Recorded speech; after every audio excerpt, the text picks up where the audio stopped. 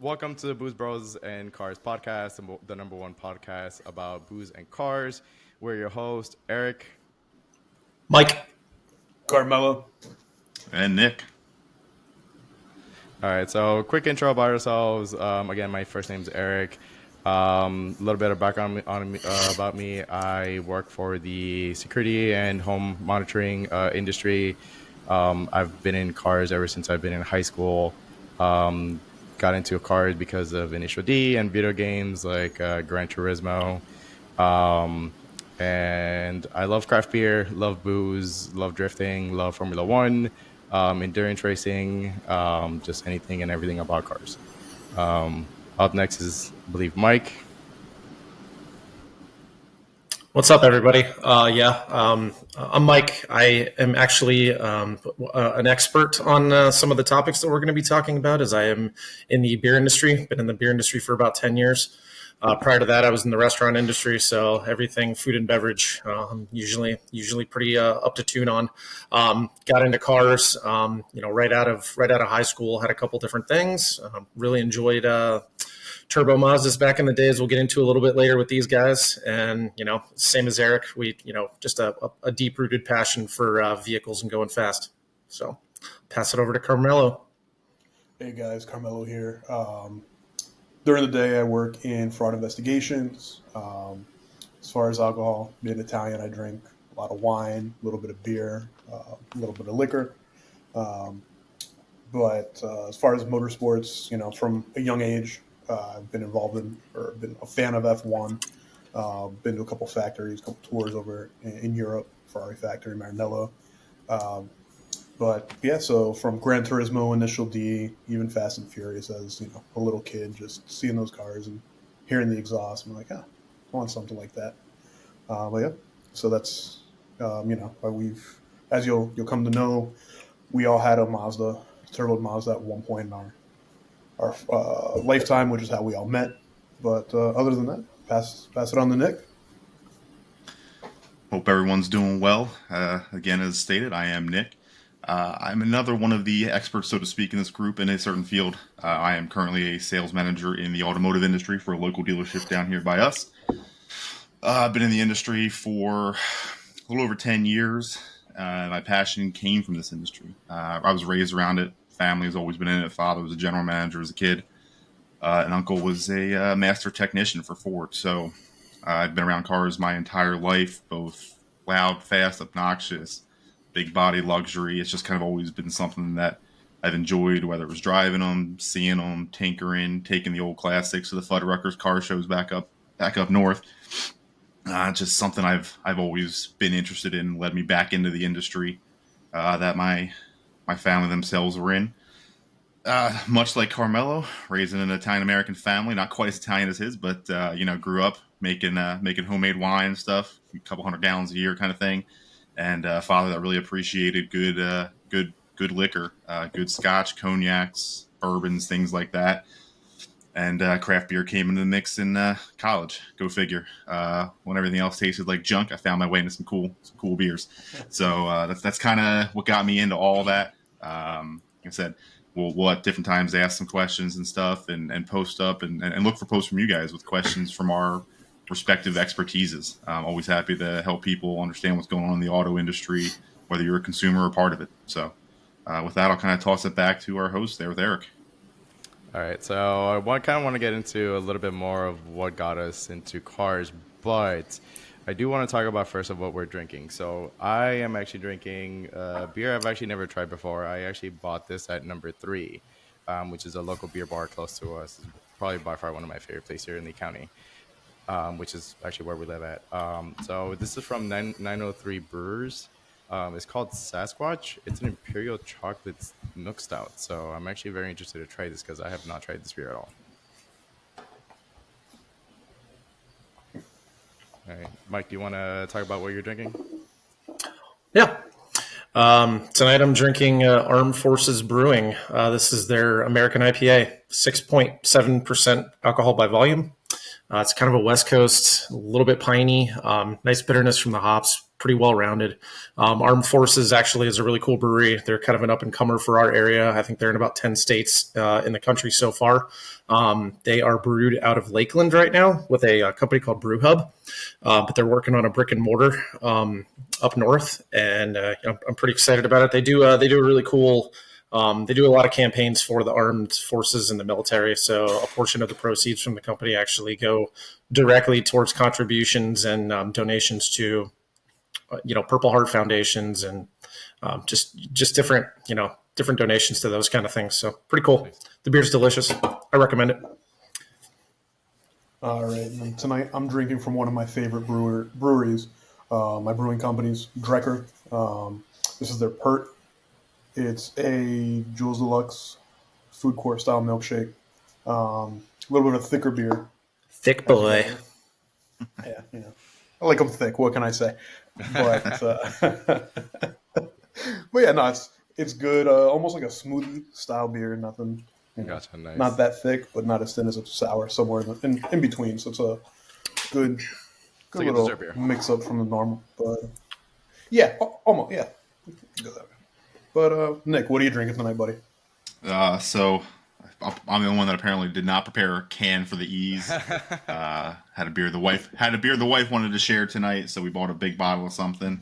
It is from Bottle Logic. It is called Godric's Reserve. So just a little background on me and the wife, big Harry Potter fans. Probably just part of the generation and the timeline. So the Godric's thing kind of spoke to us, and the flavors themselves kind of hit on all that too. It's a strong ale brewed with lactose, aged in bourbon barrels, and then finished with butterscotch and vanilla. So kind of like butterbeery kind of thing. That's a big old beer you got there, buddy. It's wife's already drank her half, I think, so I'm slow. This is a hefty one, 13.13% alcohol. And it is nice, dark. It is delicious. It is not boozy at all. I'm enjoying it quite much. I am also the over-prepared one. Also got a little bourbon on hand, so when the beer runs out, I'm ready to go there. The bourbon, unfortunately, I don't remember the name of the distillery. I picked it up in Philly while I was back visiting family a few weeks ago. It is a local Pennsylvania distillery, and it is a bourbon whiskey aged and finished in Pinot Noir barrels. It is delicious, very smooth, so kind of a touch of the wine like we were talking about earlier as well. It's awesome. I mean, Woodford's my go-to, but this stuff's solid. Woodford is really good. All right, so kind of want to touch a little bit more based on what got us into cars. So for me, cars kind of started off in high school. The guys that I actually grew up with, we were all like in a little car club. Go figure, we all had Japanese cars, right? And me being the Honda fanboy, I bought a DA Integra, which is the 89 through 92, 93 model here in the US. So it was a little fun car. We actually had our own little car club called Inline Freaks, which is funny. Like anytime anybody heard that name for some reason, everybody thought that it was actually a skating club for some reason, but it makes sense, right? Inline, but we all had inline motors. Yeah, I can see that. Yeah, because like now I'm just picturing Eric riding around on rollerblades, like not Love that. it. People thought that it was more like skateboarding stuff, like that's what people thought what it was. So like rollerblading, like the inline blades. I got you. yeah, that's what I think like of. skateboard. Yeah, well, that rollerblading or like just like skateboarding. So like it was funny because like we kept having we had like 12-inch banner stickers like running on the long side of like the passenger side B pillar. Like that's what all of our cars had. It was cool. That's not surprising. I mean, dude, like You guys were in Miami? Yeah, of course. Like I grew up in Miami. I'm gonna admit, like I am a Ricer boy at heart. I'm gonna admit that. I mean, like you guys have. All right, actually, we should. Nothing wrong with that. No, you were. Hold on. Time out. You were a Ricer boy. Yeah. You instead American of muscle, going to buddy. BRZ. Yeah, you've graduated. I mean, I don't still, know. not exactly. So we should talk about the cars that we have too while we're talking about this. So I have a C6 Corvette and I have an IS250. That's my daily driver. Eventually, at one point, I'll post up pictures of my C6, but that shit is like sticker bombed. So I am still a fanboy or Ricer boy. Yeah. So that was my first car. We all had Japanese cars, and then eventually, at one point, kind of progressed and got more mature cars, except for I would say my least mature car was probably the Speed 3 because it's more of a like younger-ish cars. I don't know if you guys will agree or disagree with that, but it is kind of like a younger style car because like the hatchback. But yeah, now I kind of graduated to a Lexus. I still drive a hatchback. and a Corvette. You do. But I feel like you're so You're the only one. Volkswagen You're the only one left. Yeah, so Carmelo has a GTI, but I feel like the GTI. I mean, is I have a more hatch. Mature. Sort of. You have an SUV, sir. All Porsche right. hatch. He has the mature. No, he has the mature hatch. Okay. Yes, okay. You've got the dad hatch. You know, the No, full on dad The dad mobile. wagon. Yeah. Yeah. Um, All right. So aside from that, I kind of mentioned Initial D. So I'm a huge fan of like cars from like the 80s and the 90s, especially Japanese cars. Like I said, I'm a little rice boy at heart. So I love those cars, especially like AEs. I want an AE. Everybody and their mother thinks that I want a white Panda. I don't want a white Panda. I want a gray and black one. There's something about that gray and black. It just chef's kiss, man. It looks so pretty. Gran Turismo was actually another huge influence in my life. And Carmelo, you actually mentioned something that actually was a huge influence too, which was a Fast and Furious. Like that, like the first and the second movie were probably the biggest influences with me getting into cars. So I agree. Even the third one. The story of the third one was terrible, but the car quality of the third one Yeah, was for sure. Dude, yeah, I gotta admit, like a guilty idea. I'd still love to get my hands on again, I'm not the JDM fanboy, but whatever generation that Black Civic was from the first one, I almost want one built just like that, just as like a purest, clean little Black Civic. Oh, I don't know why. And I'm not a a Honda boy, little but like EG Gen, like with Yeah, I was the- gonna say those are EGs. Scream so to cheap. 8,000 RPM and go, slow, but they sound good little D15 or 16 in it. for sure. yeah. For sure. you gotta put a twin cam in that thing, man. Make it fast. BC And you could have Force two Wars. projects that don't run. Yeah, Exactly. well. All right, but let's hear from Mike since he's got cars that run fully. Let's get on Oh that yeah, that's topic. true. right? So, what got me into cars? So we kind of, I think we're all touching on the same basis here. When I first got into cars, it was in high school, and obviously it was, there was played a lot of Gran Turismo. This is before Forza was out. We can get into details on whether Gran Turismo or Forza is better, these days, but we'll dive into that in a future episode. Put a comment in the comment section on our videos, and you tell us what you think is the better video game there. But kind of really got into Gran Turismo, got into Forza. Fast and Furious was a big part of that. My very first car. I'm gonna embarrass myself by saying it was a 1989 Pontiac Safari 6000 station wagon with wood panels on the side, blue interior. I installed a black light under the dashboard. Thought it was really cool. Had a back seat that flipped up, and you could look out the back window. It was full on station wagon. I'd Then love I to see immediately what Black Light did upgraded. in the backseat. Well, yeah, we won't go there. We won't go there. So, I upgraded that from a 1990 to a 1990 Pontiac Firebird. Love that car. Had the T-tops. Had the crappy old V8 in it, but it was a lot of fun. It was an auto, unfortunately, but it was good. It was a good time. Worked my way up. Had a Nissan Maxima for a while, just as a reliable car. I know Eric had a Maxima too, so a little throwback. And then I got into the Mazda Speed, Mazda Speed community, and that's where I met all you guys. Probably still one of the cars that I regret getting rid of the most. I've had a couple other things along the way, but my current two vehicles are a 2018 Elantra Sport, couple minor bolt-ons to it, and then I have a 1997 Miata. So manual, 5-speed. It's a good time. Fun little car to whip around. Until it's summer in Florida with no air conditioning.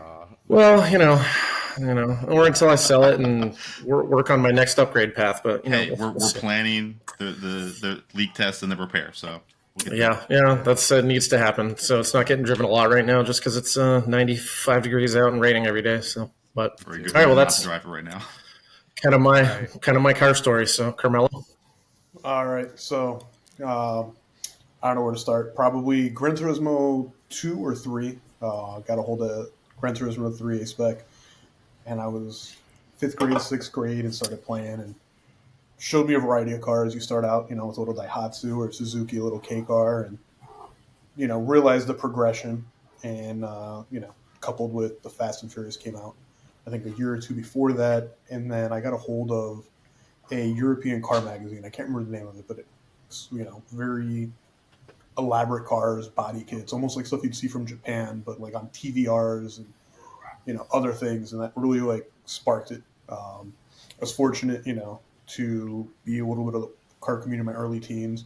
Went to Nobi Nationals in Bradenton a couple years in a row, which was a phenomenal experience. But seeing the drag cars go down at such a young age and the work going in. My very first car, I don't even think you guys know this. My very first car was a '91 four-door Honda Accord. Uh, my dad was friends with a sales manager at a old dealership that's not around anymore called Steve Westfall's Auto Showcase. And they called, said, hey, we got this '91 Accord, white on blue, like that blue lower interior. And, we got it. It was barely running, real rough. And even back then, went on eBay and Nobi, bought some cheap parts, got it running, got it great. Family member was driving it. I was still too young to drive, and it got totaled. So my dad at the time had a '99 Mustang, used the money from the Accord, paid off the Mustang, and that ended up being my first car. Ironically enough, the week that I was getting that car, I had like $5 or so grand put away, and I made a deal with a guy in Sarasota, Florida, to pick up a DC Integra LS. And I'll never forget. I told my dad that hey, I was living in the Gainesville area at the time. Hey, during spring break, can you pick me up? I got to meet this guy, blah, blah, blah. And he lost his mind. Unbeknownst to me, I didn't realize that the Accord was insured. Again, I was 15 going on 16, so wasn't aware the way the world works, but ended up with a '99 six-cylinder Mustang, no traction control, no ABS, 5-speed, and then from there modded it. Suspension, engine components, did a bunch of autocrossing and stuff back then. Eventually ended up putting that to the side due to the mods, and then had a Honda Fit, 2008 Honda Fit, that ended up getting lowered on Skunk 2 coils, 70 millimeter exhaust, bunch of other 15 by 7 RPF 1s, some other mods. The Mustang, unfortunately, became a seahorse. I was letting my Knew it was dad gonna borrow happen. the car. Yeah, we'll add a picture if you guys want it. But the last photo I have is of it sinking and the rear end of the car just sticking up over an inlet just off the Gulf of Mexico out of Fort Myers Beach. So from there, I was looking at a couple different cars. Really wanted an Evo. Had that. Come on, Jack. Go. What do you call it? That Gran Turismo influence. I was always driving Evos there, and ended up not being able to make a deal on an Evo, and ended up with a Speed 3.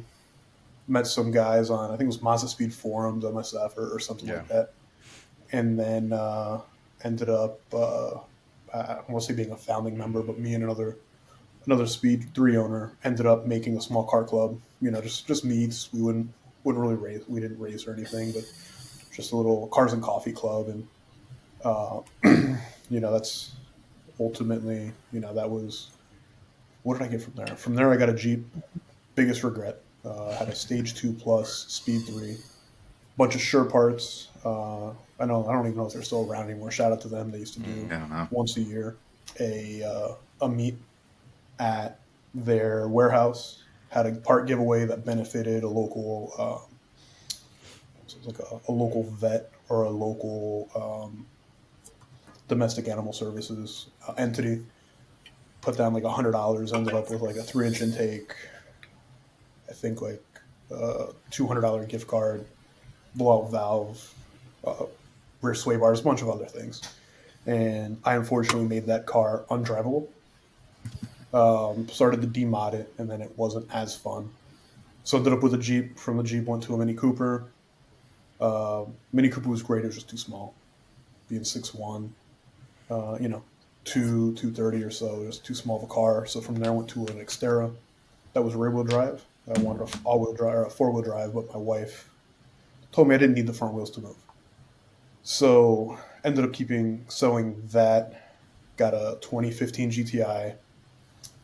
Traded that regrettably for a from the Mark 7 GTI to a 15 WRX.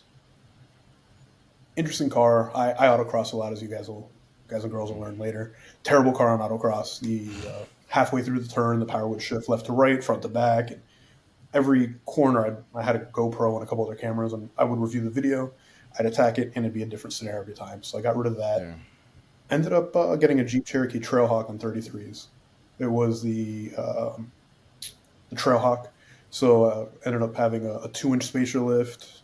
Within the first week, I got up to the headlights in water, forging water, doing some off-road stuff out in Yucapens, local off-road park we can go to, and really enjoyed that. Ended up from there realizing I wanted a project car to go autocrossing, so I bought a Durango, 2018 Durango. Had some issues with that, and then I ended up back in a GTI. That's what I have for now, and we'll see. I have a little bit of a carcane addiction where I'll keep cars for a year or two. I know my friends from time to time take bets to see how long I'll keep a car. We're coming I've up. We're lost coming bets. up. We're coming up. You're The I was current, going to say, bet is you've had the GTI longer than I expected. So Yeah, it's the been more current than a bet. year. The current bet, though, is when your wife's going to divorce you because you keep doing this and she keeps getting upset about it. At least the way things are going now, she's excited for this next prospect, but we'll nice. leave it at that. I You do know, have from autocross to I do have a really funny story about the WRX and the autocrossing. So you had your WRX when I had my BRZ, and I was Yeah. running faster times than you on your car, and you had all-wheel drive and you had 50 more horsepower. I had all-wheel drive, 50 more horsepower. I had rear sway bar, Yeah. an adjustable rear sway bar. I was running. They weren't the stock tires, but they were the stock equivalents, the Dunlops or whatever. They were trash tires. I think I had Hank I mean, that Ventus car- V12s that event. I can't remember, but like, I Yeah, think you I had that. Hank You had the Ventus exhaust, V12s. and I think you had the coilovers.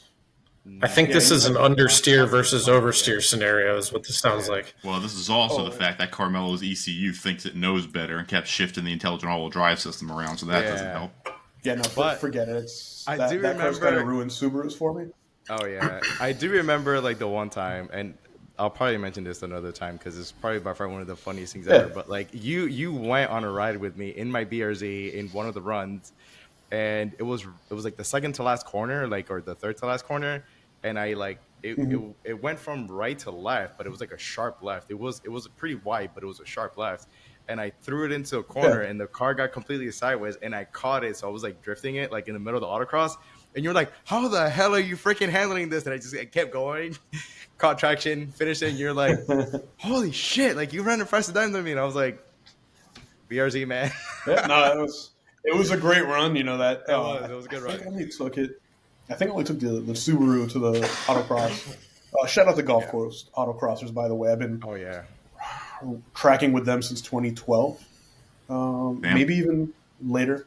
But shout out to them. They put on a great program for local people yeah. in Southwest Florida that want an opportunity to experience the car. But yeah, no, you were driving phenomenal. And then I don't know if you rode with me or if it was one of the instructors or one of the the team members. But they drove with me and they're like, okay, pitch it here. And then halfway through the turn, they could feel the car shift. yeah. And I was just done. At that point, I remember I came home that day. I was like, all right, this car's getting sold. But yeah, and now I also after being outran by a on my BRZ. rant. Yeah, I was like, F this car. No. Sell it. Yeah. So now I have I also have a 22 Mark 8 GTI 6-speed. It's a good car overall. Not the best, not the worst. The tires just grip terribly, the factory tires. But I also have a 95 5-liter Mustang GTS, one of like 4,000, 4,500 that were made that year. Even less if you go to the manuals. But full suspension, exhaust, pulleys. I'm probably leaving some stuff out, but it's my current Tractoid's slow, but no traction, no ABS, driver's car. Yeah. So other than that, I think I've chatted enough for the intro. Nick, you want to? Yeah, so kind of back to like the beginning of the intro type thing where we're talking about like what got us in the car. So you guys will find that I am not the closest follower of any motorsports currently. I love cars, love racing, all that kind of stuff. These guys pay attention to some of the F1.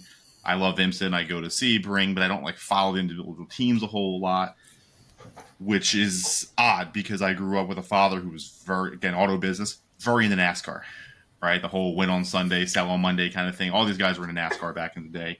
So at 4 years old, I started quarter midget racing, clay track racing.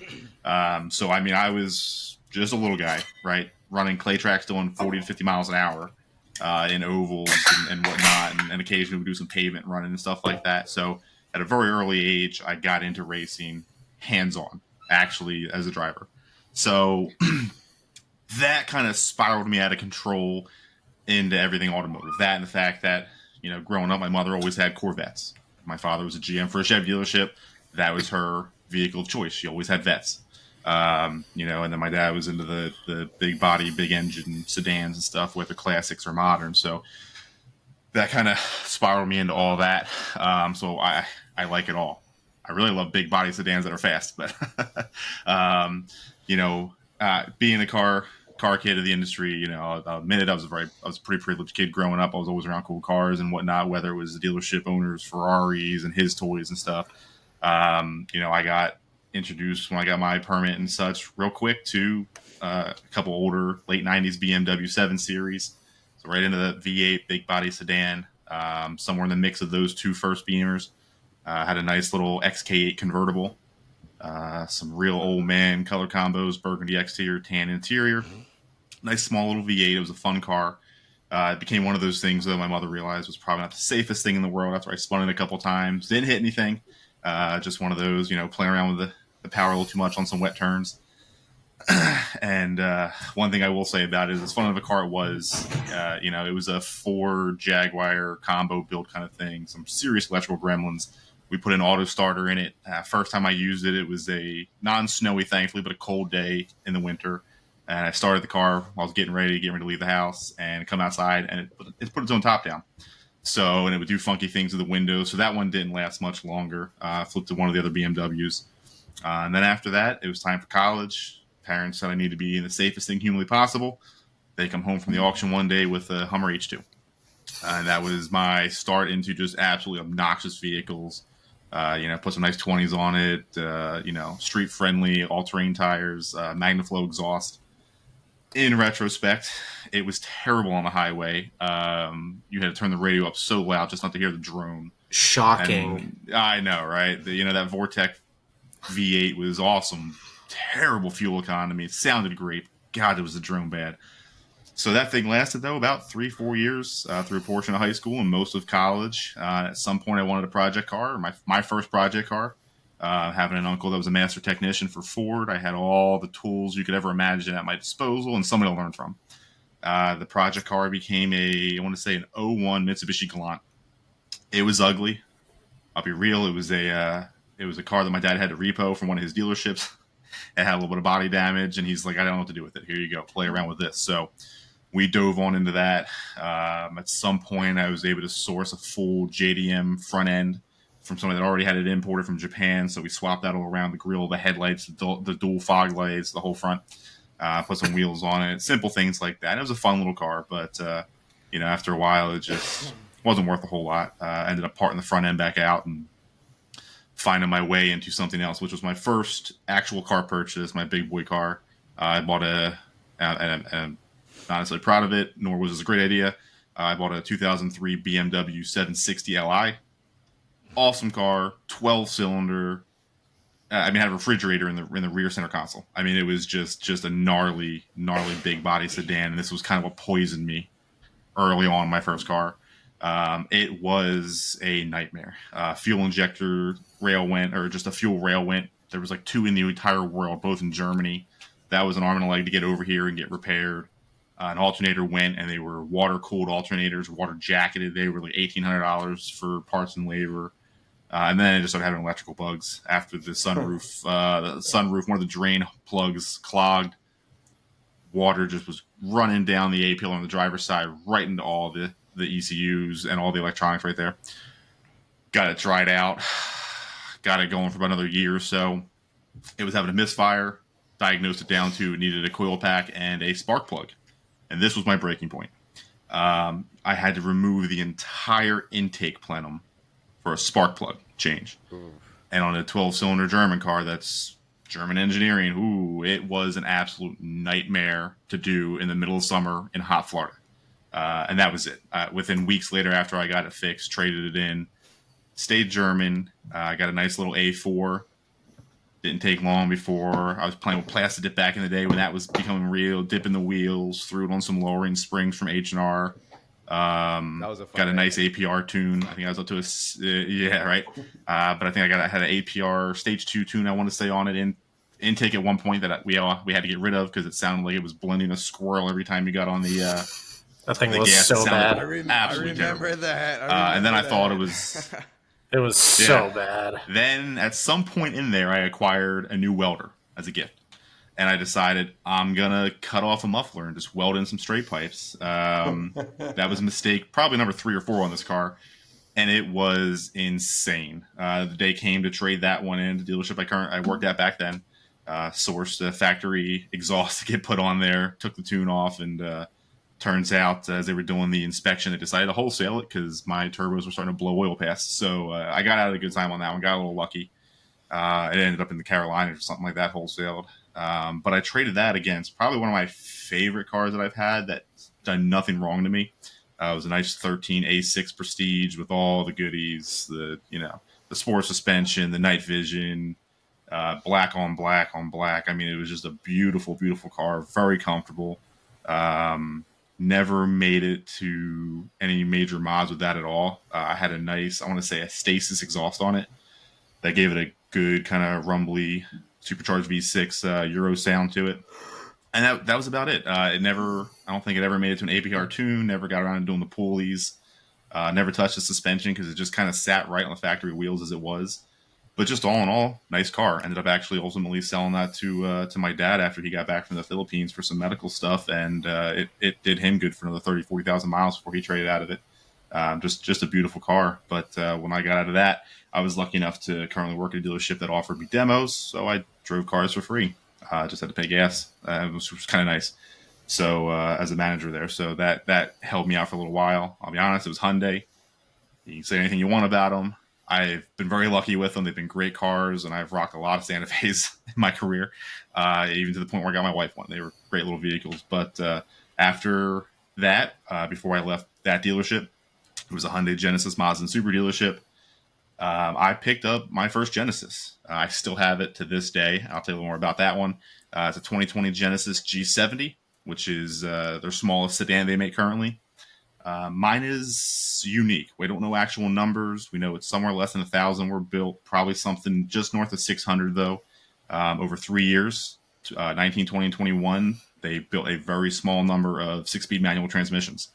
They were only offered in the 4-cylinder, unfortunately, but they came with some nice upgrades that only the big boy engine got. You got the nice Lexicon sound system, full Brembo brakes front to rear, the big engine versions, sport wheels, and you picked up a nice, they're all rear-wheel drive, the manuals, that is. Picked up a nice LSD, a Torsen LSD in the rear. And it's an awesome car. I've since put it on some nice M&S America coilovers, running some small spacers just to get a nice flush fitness and widen the track a little bit, like 20 millimeters. Running on factory wheels, running very minimal gap. Still pretty comfortable car. It's also running an intake. No exhaust work yet, but it's also running some upgraded NGK Iridium plugs, which gives me a check engine light because I'm pretty sure I haven't gapped them correctly still. I keep messing with them. But I'm also running a JB4 piggyback for just a little extra power because that's people's biggest complaint is factory ECU kind of power cuts between your shifts because it just doesn't know how quick you're going to shift. So the easy solution was to try and get another 40 or 50 horsepower out of it just from that piggyback and full in the sensors. And the little car rips. I mean, it's definitely not the fastest. It is a phenomenal chassis, and I autocross it. Not as much as the other guys do because if you know anything about the car business, test and tunes are on Saturday, and we work every Saturday. For whatever reason, every third Sunday that I work at the dealership seems to be a day for the actual points runs. So I don't get out there as often as I would like. But that car is a blast. And then somewhere in there, I picked up a 99 Miata with like 48,000 miles, super clean from an older couple down here in Southwest Florida. I did a full reseal on the engine, everything, timing belt, new accessory belts, which gave me some issues until I got it all figured out. Had it for a year, never ended up autocrossing, never went farther, drove it maybe a few hundred miles, ended up selling it after getting pretty much all my money out of it. Somewhere in that time too, picked up an 86 Porsche 944 with no engine. Still has no engine. It's been about 6 years now, give or take. The engine plan for it is an 07K Volkswagen swap, which is the straight 5-cylinder they put in the Jettas, Golfs, and a couple other odds and ends, Beetles, and such. For anybody that may be interested, check out Boost Brothers Garage. Some guys out of Ohio that do swap kits and actually race one with a turbo on it, which is the ultimate goal. Also putting on, mine's an NNA. I'm putting on Turbo S suspension to change the offset and widen the track a little bit, and let me then also run the late 80s true Porsche Brembos that I picked up that are era correct, and run a nicer wheel selection from Porsche. So it is a very long-term project that barely gets touched. I'm slowly sourcing parts for it, trying to get there little by little, but some old German parts aren't the easiest thing to find, or new ones for that matter. And so that's that. Recently, I have gotten rid of the wife's SUV and picked up a 23 Explorer ST. That's my dad wagon. Within the first 2 months, it has lowering springs on the way. Intake, Velocitech, Big Mouth Snorkel, Big Boy CVF performance, intercooler is about triple the size of the normal CVF performance, catted downpipes, and a full 3-inch thermal R&D exhaust all the way out the back. And it is now in the process of going through its tune revisions with Adam from ZFG Tuning. So anybody in the ST community that doesn't already know about him, check this guy out. He does some pretty wild things. He's very quick, and it's all over the air on your cell phone and a little tuning device. It's wild. This thing should be right now a little north of 500 as we keep tuning. It should get somewhere around 550 crank horsepower, which not too shabby for a sub 5,000 pound family hauler. It moves. I mean, and it's a fun little vehicle. And then the wife's driving the Genesis right now while she waits on her new 23 full-size 4-door Bronco Outer Banks to be built. So we went from being a Hyundai family to a Ford family very quickly. And that's it for me planned right now. Nothing else going on. Not looking to buy anything else in the near future. Hopefully just have We've those all three heard that cars and before. yeah, well, this will be 4 cars still, if you count the Porsche with no engine. So we'll eventually get there and have 3 running vehicles until I start doing the turbo upgrades on the G70. But that'll happen long before the Porsche is running. Let's be real. So Yeah. but that's that. That is what got me into racing, got me into cars heavily, and my fleet throughout the years. Yeah. All right. So kind of want to touch base on how we actually met, which I can't really recall, Carmelo, if you were actually there, but I meant to ask you first. So the Mazda Speed, I guess, Facebook page where we all met, that was the one that you created, right? Yep. So basically, Mazda, it was 2012. Mazda Speed forums had a Nader community. I remember. Yeah. I had a good experience. I know you didn't. Great experience with the Tampa crew. Still in touch with a couple of them today. But basically, I met this guy locally through the forum named Muhammad. You guys all know Mo. I think he's in the Carolinas now. I can't. Georgia, actually. And he was like, No. hey. Yeah. He's in Georgia? Okay. Shout out to Mo. I know Shout out he's to in Mo. the finance industry. Yeah, because without Mo, he pushed me. We met up a couple times, grabbed coffee, hookah, whatever. And he's like, hey, let's start a Nader chapter here, but let's not be a part of Mazda Speed so, people don't have to buy the membership. Yeah. So we started, I think it was like Southwest Florida Speed or Mazda Speeds. And then at one point we made business cards. SWFL Speed. Yep, Yeah. Southwest Florida Yep. Speed. So And I got joined. You guys were already a part of it. Eric, I don't think you had joined yet. And No, I I hadn't. think Mike Massey left me. I had a handwritten piece of paper stuck on my Mazda Speed when I was at work. I think I was at Outback Steakhouse at the time, and I walked out and there was a handwritten note left on my car in the door handle. And it said, "Hey, nice Mazda Speed. Check out this, check out this Facebook page." So I went on there. I'm like, all right, cool, whatever. Got on there and dove right into that, man. Became an admin, and we had a bunch of other guys that joined up. We probably had about 40, 45 people in there at our peak. About 25 or so are active, like would actually come. Yeah, actually active. But anyway, Eric, continue the story about how we met, if you want. Yeah, but so kind of touching back to like how like you actually joining, because I can't remember the guy who I ran into that actually invited me to that page. I remember that like it was like in a Taco Bell. I can't remember, it was somewhere here in Lee County. I went into a Taco Bell, dude. He didn't have his Speed 3 at the time. He was like, I think, riding with his dad. Man, I really wish I could remember his name. I forgot what it was. But he was like, hey, like, nice Speed 3. Like, we have a Speed 3 community, blah, blah, blah, Facebook page. And he added me, like, while I was actually in line to order my food, he got my name and like he added me on Facebook, and then he added me to the group, which is funny. But we ended up organizing a barbecue. Carmela, I can't remember if you were there or not. I know Nick and Mike were there, but I can't remember. No, I had to work. I had to work that weekend. No, I couldn't. Yeah.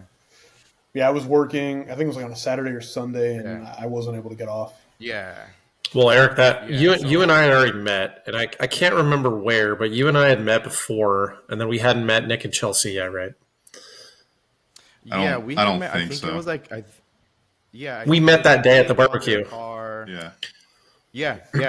We met that day at the barbecue. I think, Mike, I met you. I know we had communicated through the forum, but I want to say that you and I met at one of like the car club hangouts, like for the stuff. I think it was one of the car club. I think it was one of the car club meets. I don't think it was through the speed through the speed group. I think we just happened to run into each other at one of the meets. Yeah, and then like we just organized that barbecue. That's where Nick and Chelsea showed up with the two dogs, and they had that one kid that jumped into the car. Do you remember that? You said that you guys stopped by Publix, and what was his name? Hayden? Was it Hayden? Oh, yeah. He just like ran into you guys, and he's like, Hayden "Oh, something. hey, are you guys going to Sanibel Island too?" And then he jumped into your car, right? I was like, "What the hell? That's the most random shit ever."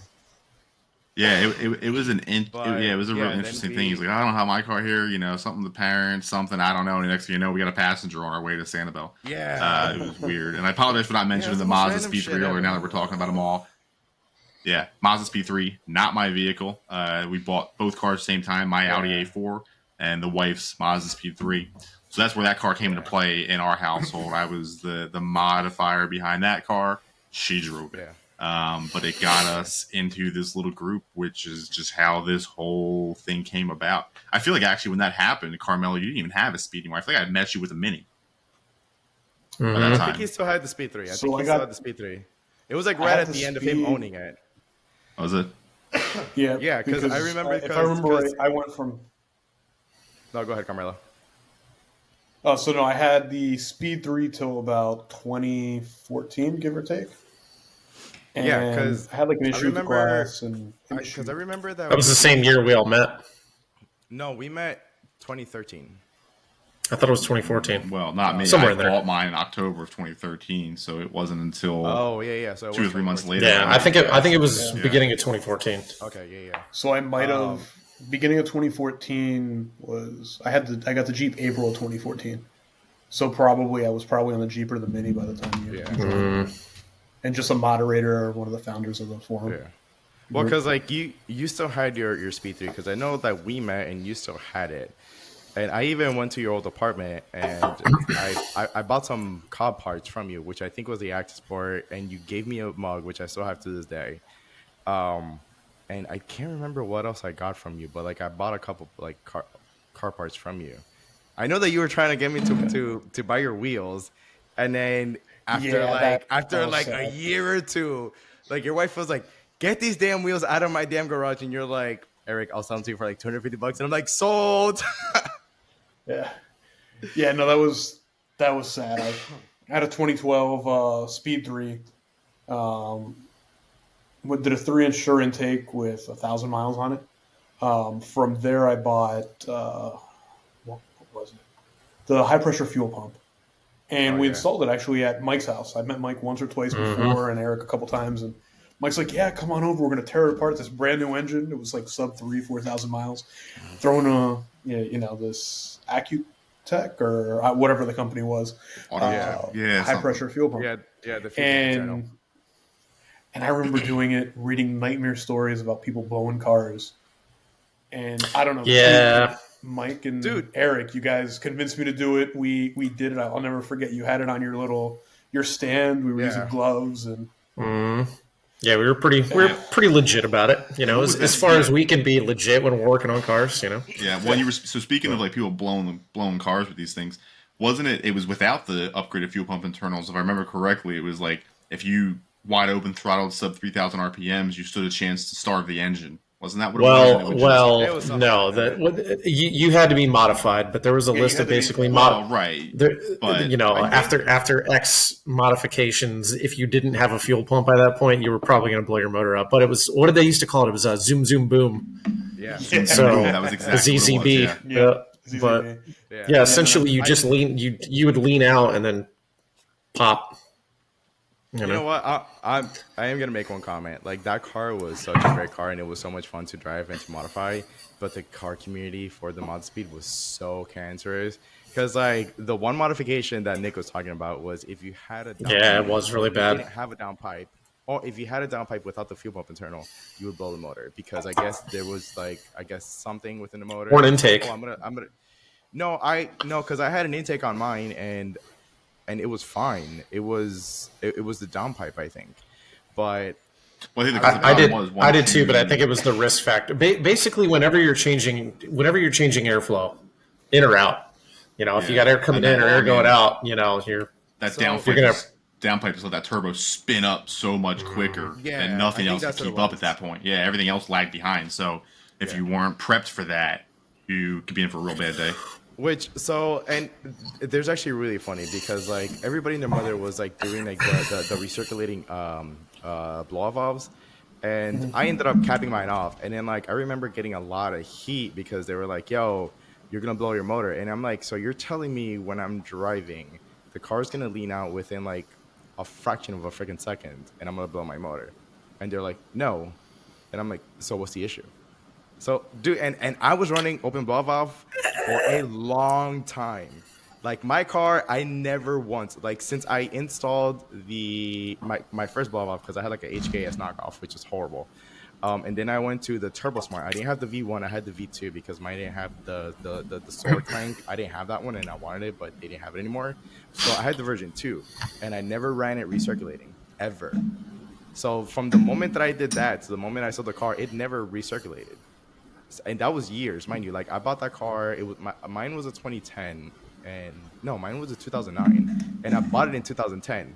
So from like 2012 to like it was probably after that. It was probably 2013 when I actually put that blow off. So like when I had it in 2018, never once ran recirculated, and the car ran fine. And I mean, mine sounded pretty freaking sick because it was like probably one of the most heavily modified one like in the group. Yeah, for that very reason, I'm shocked that yours is the one that did not blow up out of anybody's. He's the only one that lost control in the rear end and hit a guardrail, though. No, there was another guy. Wait. No. Well, in this group. Right in the four of us, yeah. Eric, weren't you tuned early on? No, just Eric, didn't you? Back support. But you didn't do like a custom tune. You just did an OTS, an off-the-shelf tune. Yeah. Okay, because there was a guy, I can't remember his name. He had a red. He lived a couple apartments down from me, John.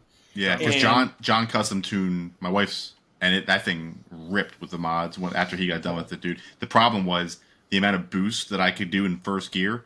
The torque steer would want to rip you into oncoming traffic if you weren't careful. It was awesome, but insane. And I had to mention this because Eric, you mentioned the knockoff HKS. I had one of those as well for the wife from the one and only Mo. That's where I bought mine because he was parting his out. I got it from him. Yeah, when he got that 300. Yeah, that's right. He had the do you guys remember the engine slap? I don't know if you guys had it in the first gen, But in the, The Gen second gens 2s, did. they would slap the engine- shifting, the and the engine firewall. would slap the firewall. Yeah. And Yeah, I know. I had that's why we had to do the motor mounts because I think I had passenger and rear motor mount. I didn't do the driver's side, but yeah, that stiffened it up a I had lot. the trilogy. I had the Yeah. trilogy, which was the driver, passenger, and the rear, which we actually did the install for the trilogy at Nick's house actually. It was in my garage. Yeah. Yeah, but your car having all 3 motor mounts done, that thing was brutal. Like that Yeah. thing, every shift, like you could feel the whole car. But dude, it was Well, connected. I mean, it was, was- nothing was connected. yeah, Yeah. literally, quite was for, literally like- connected. For like the first month, because like those were like really strong. They were like 80 Duro mounts or something, and they were. Or those they were really JB, solid. right? No, so Did you the do- first ones that I bought was the JBR ones, which is James JBR. Barron Racing, I think it Yeah. was. the James abbreviation. Barone or something. Yeah. Yeah, James Yeah, Barone. the dog. Yep. Yeah, and then I ended up going to Diamond Motorsports or Diamond Racing. Oh yeah, that's what I had. right, yeah. Yeah, those were so solid, bro. Like I still remember turning the car on the first time after like we did the install, and the whole car was vibrating like crazy. Yeah. But then once I actually drove it for like the first like 500 miles, like after that they kind of softened up, and dude, man, I miss like I'm not gonna lie, I actually would buy another Speed 3 because you guys know me, like I never buy the same car twice, but the Speed 3 I would buy again. See, I don't know if I could do that. As much as I love the Speed 3, if there was a new Speed 3, sure. Yeah. But, you know, everybody that bought them, they were, what, 22, 23 grand for a base, at least for the second gen when I got mine. Yep. And I beat the piss out of it. Oh yeah. And I'm sure everybody It's a that good had car. them did it. Oh yeah. Well, technically, I'm trying to find one now.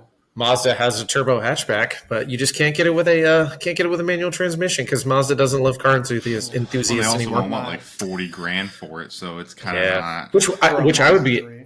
I would be fine with if it had a manual. Like if it had a manual, it's all-wheel drive. Hatch, yeah, With the turbo. that would make it. I'd be fine with What it. kind of power is it making for 40? It's gotta be in the 310 foot. It's the same. It's the same. Well, it's got the CX-9, so it's like 270 or 280 horsepower on premium Yeah, with something like like that. 300, It's torquey. 310 foot pounds, all-wheel drive. Yeah, Mazda's always just- been torquey with those things. So it's pretty serious power plant. I just the automatic is a slush box in that thing. So Oh, it's not like a It's dual not worth clutch. It's just like a CF unit or something. no, yep, Yeah, it's just a normal yep. automatic. It's a shame. Mazda's not about the fun anymore. No, No, they killed their fan base. I mean, we were in the early 2000s when they try to go full luxury. Unfortunately. Yeah, It- they got it saved is by what the it is. 3 and the zoom, and Yeah. they don't care about Mm-hmm. us anymore.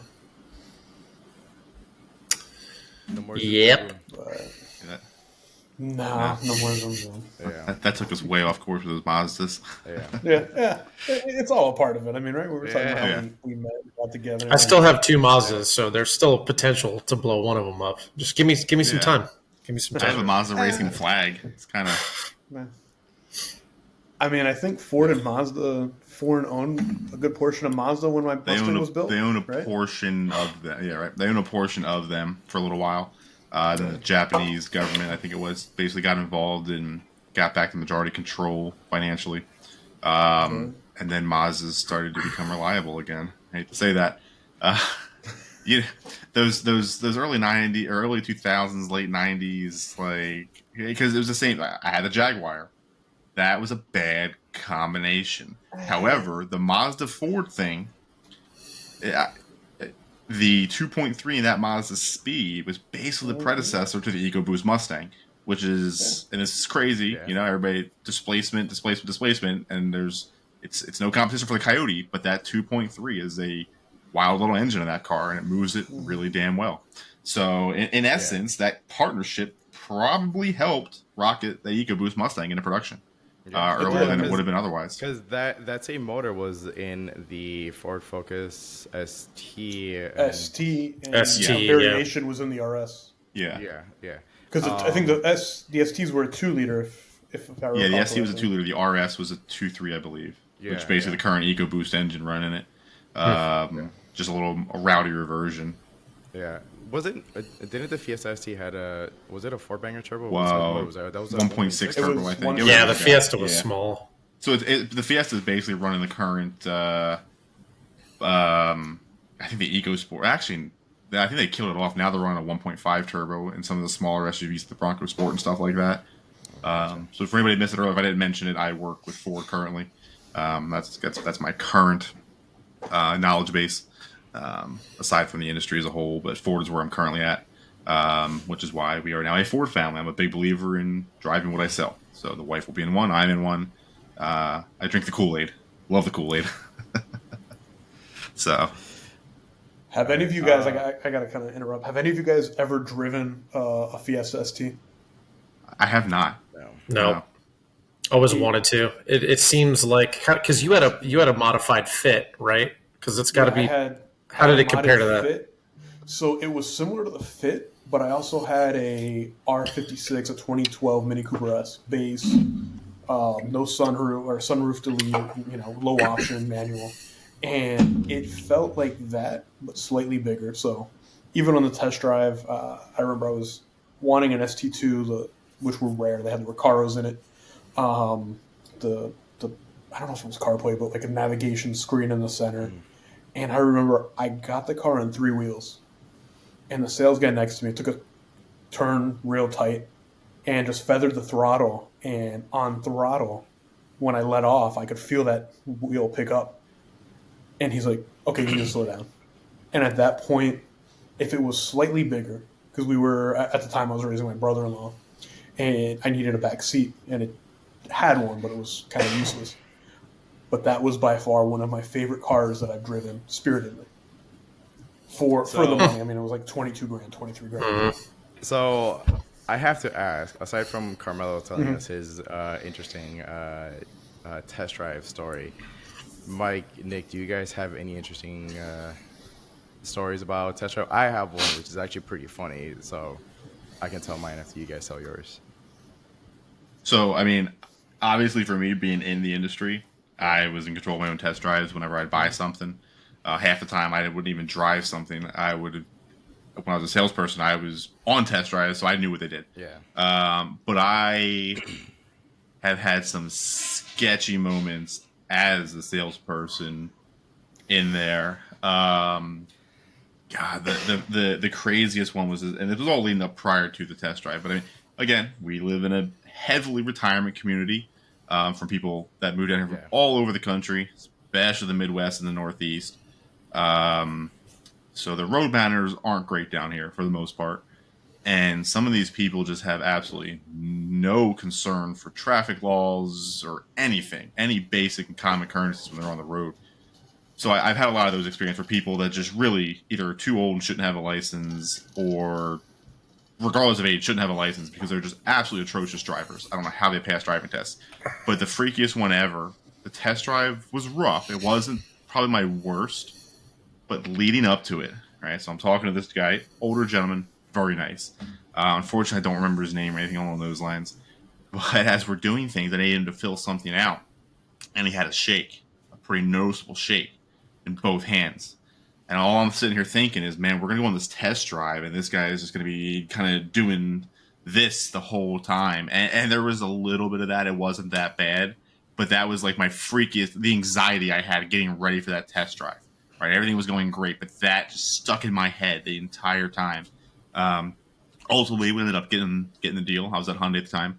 And he was a great customer, but the anxiety leading up to it was rough. Now, no particular memorable one, but man, I have seen some bad drivers have been stuck in either the backseat of a Veloster, which when you're 6'2", 250 is not a place you want to be. I've ripped more pants than I'd like to mention getting in and out of those damn things as a sales guy until I found the stretchier work pant. But man, yeah, I've been put in some funky situations. Never had like a gun or a weapon pulled on me or anything crazy like that. But I've been put into some situations where I thought I was not making it back alive without being crushed into a tin can. So that's kind of it for me. Nothing particular that I can really go into detail with. Yeah, Mike, what about you? Yeah, I really don't. I really don't have any. I really don't have any crazy test drive stories. I mean, when I own the Speed 3 from, when did I buy that? 2008 from the Mazda dealership. I owned that for about 8 years. I think it was like 2016 when I sold that car. And then I knew Nick, and Nick basically took me on all of my test drives on anything that I bought from there on out. It's disgusting how many cars I bought from him over the years. you know, so he's had a lot of commission checks in my driveway. You made the mistake of saying, "Hey, I'm looking for something like this." That's true. Yeah, no, you're right. And- You provided me what I was already looking for. So yeah, no, that's what but I'm here yeah, for. no. I mean, I've never really had any sketchy test drives to be honest. So No, all right. I feel like Wild. you and I have had some good ones together as you were playing with. we've them. had some good ones together. Yeah, like obviously we beat the snot out of everything that we test drive together, but that's to be expected. Well, I With bought my respect to the BRZ vehicle, of from- course. Yeah, well, I bought my BRZ from Nick. Oh, Nick, it wasn't for me directly because you were in. I was the manager by that time, so yeah. Yeah, but we had a couple good test drives, like when I was test driving the BRZ, and I test drove with WRX that day too, I think. But Yeah, I feel like my- you went with Justin, and I think you No. probably freaked him out a little bit. No, I went with you. No, it wasn't Justin? No, it was with you. Oh, did you? On both of them? Yeah. Yeah, because Okay. it was after work one day, and I went to. You your can see how my dealership, memory and- works.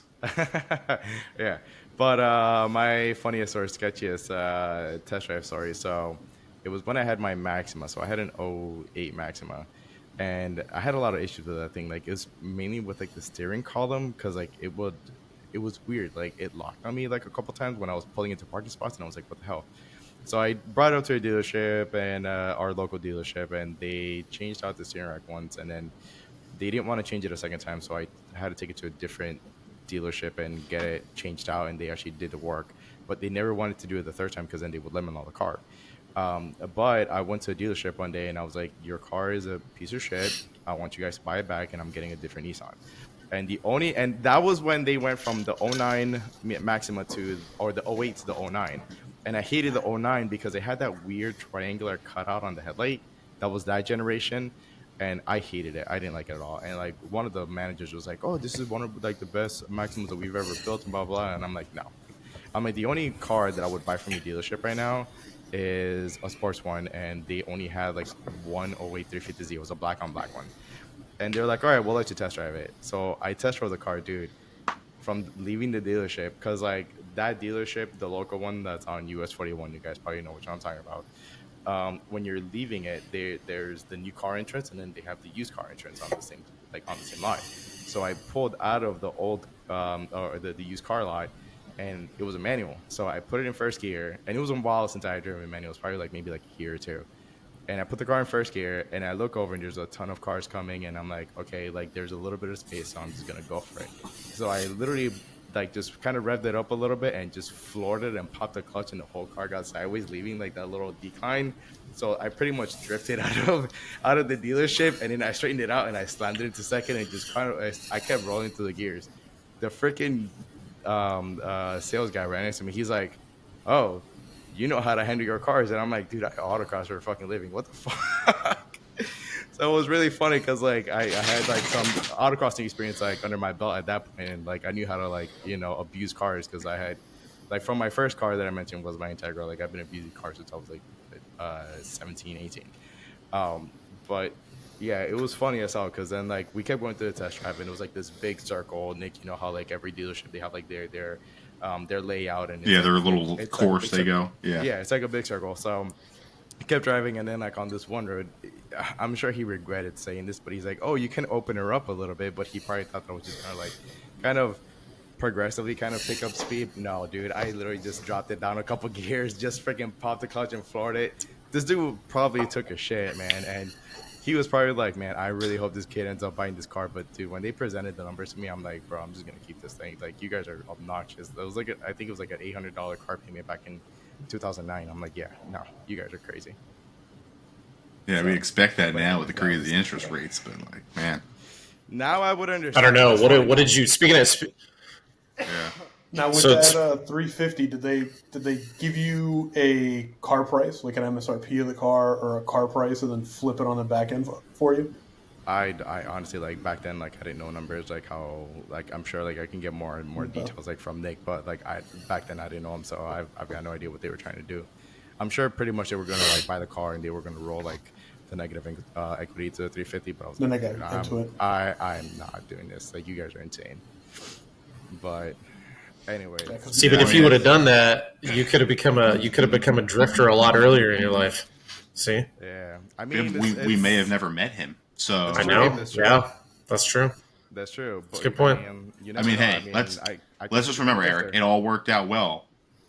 It all worked out well though, because somehow the damn thing got stolen. So you know, it Well, good old if that Miami. would've- But well, I was up here like by that time, but like, yeah, it was like a weird situation. yeah, but didn't it But- turn up in Miami on fire? No, it's still turned up somewhere here locally. It was like somewhere like right next to Oh, okay. now.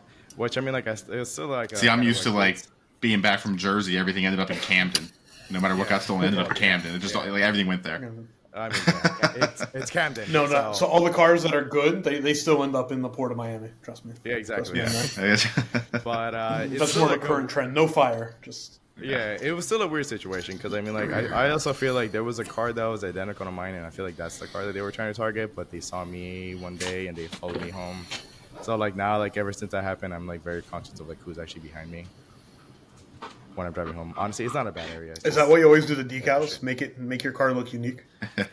Yes, that's why I sticker bomb my cars now, including my Corvette.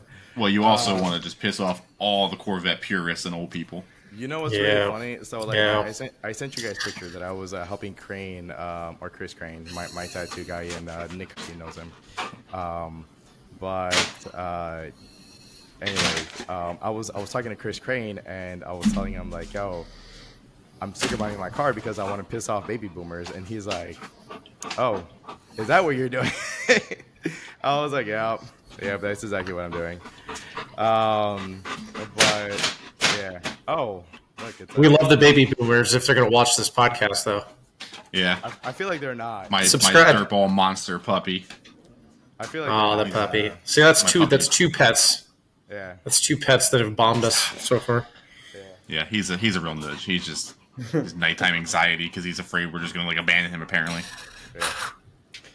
I mean, his first parents did, right? no. Well, he was he was actually a purebred. We just got lucky and he got donated to a just short side thing. The breeder had too many puppies during COVID and would donate when that happened. Would donate them to a local rescue in Michigan, and the rescue would charge a little bit more than normal, way less than the breeder. They'd make a little money. Breeder got a tax write off, and instead of paying $3 for a purebred Bernese Mountain Dog, spent $500. So, Yeah. not a bad deal. Yeah. Nice. But Man. All right. Well, I think that's all the time that we have for today.